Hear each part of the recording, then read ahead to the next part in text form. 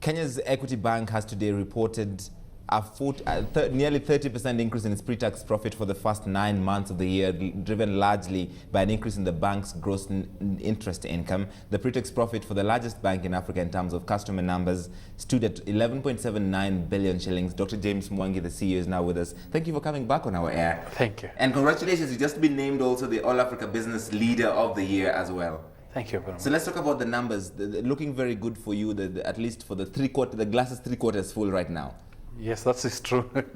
Yeah, we're very, very lucky that we made a strategic decision when the microeconomic environment in Kenya became turbulent, that we capped our interest rates to a maximum of 25%, which was just 200 basis points above the treasury bills. And that enabled customers to continue growing their own book. So the interest growth was substantially brought up by the 20% growth rate in their own book. Yes. And at the same time, because of charging 600 basis points below the average banking interest rate for the whole period, we were able to maintain a very high quality loan portfolio, because nobody would have liked their loan to be recalled, because they could only have refinanced it with 32% interest rate when they were paying 24 in the bank. So that strategic move paid off? It paid off very well. And more importantly, the businesses haven't experienced stress, as was indicated by the declining NPLs in the bank. So going forward now, with the stability in macroeconomic environment, we expect very rapid growth for the fourth quarter. How much of this was also driven by income from government securities? We increased our holding in government securities significantly to 17%, simply when we analyzed and saw interest rates are starting falling. So we took a position. So going forward, we are holding high interest earning bonds. Your total assets up almost 19% to 232.2 billion shillings. So overall, it looks like a very healthy balance sheet. It is a very healthy balance sheet, which again has been driven by a restructuring process that have now seen long-term funding of the bank reaching nearly 30%, and short-term and medium-term funding being only 70%. So that allows us to be able to create a mix of medium-term and long-term loans while still providing short-term capital to the market. Now that interest rates are coming down, and we're expecting the central bank might perhaps cut the CBR again when they meet tomorrow by another maybe 300 basis points, what does that mean for you for the outlook for the remaining quarter of your financial year? The good thing is that the liability side have started repricing. We're grateful that the move by the central bank to reduce the central bank rate has ensured that the fixed deposits or the what money markets have responded, and consequently, with the repricing of the liability side, the banks are now in a position to continue to pass the benefits of reduced interest rates to the customer, like we have done. How did the subsidiaries do in Uganda and South Sudan, where you've just recently come in Rwanda and across the region? The subsidiaries has outperformed the budget we had allocated to them.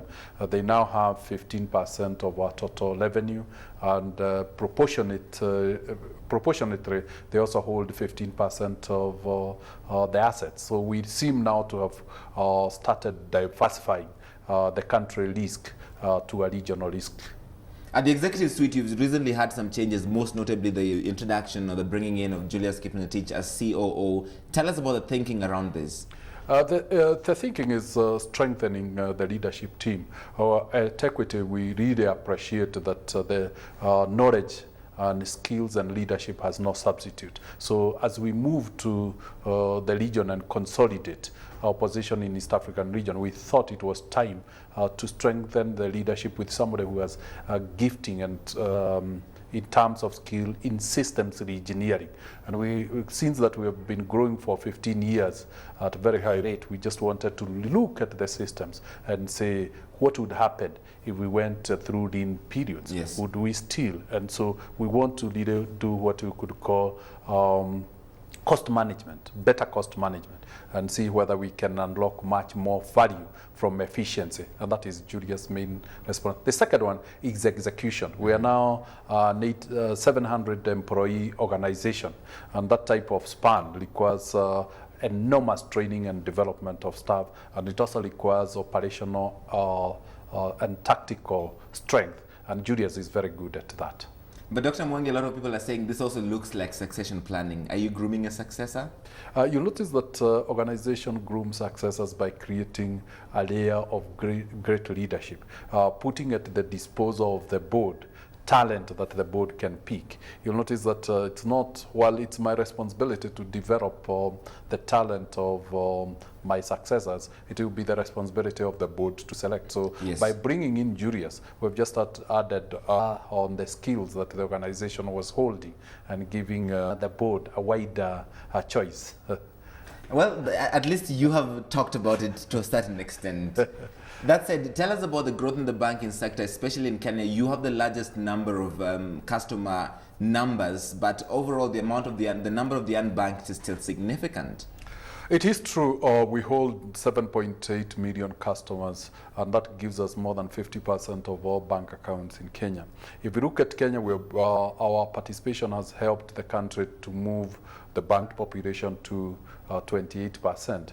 That compares only with 6% in Rwanda, compares with 9% in Uganda, yes, and 12% in Tanzania. And our presence in those countries is and believe that we can do exactly what we did in Kenya. So we see the growth opportunities by unlocking that unbanked population in the region. And you mentioned earlier you're confident about the outlook for the remaining quarter of your financial year. We're very confident because the macroeconomic environment has stabilized. The weather seems to be very good, so we are assured the food prices will continue to go down. We are sure energy supply for the economy will be good. So when you look at all those parameters, it appears that the economy will hold. And also, if you look at the diaspora remittances, they continue growing, right, and that really is supporting the economy. Well, if the asante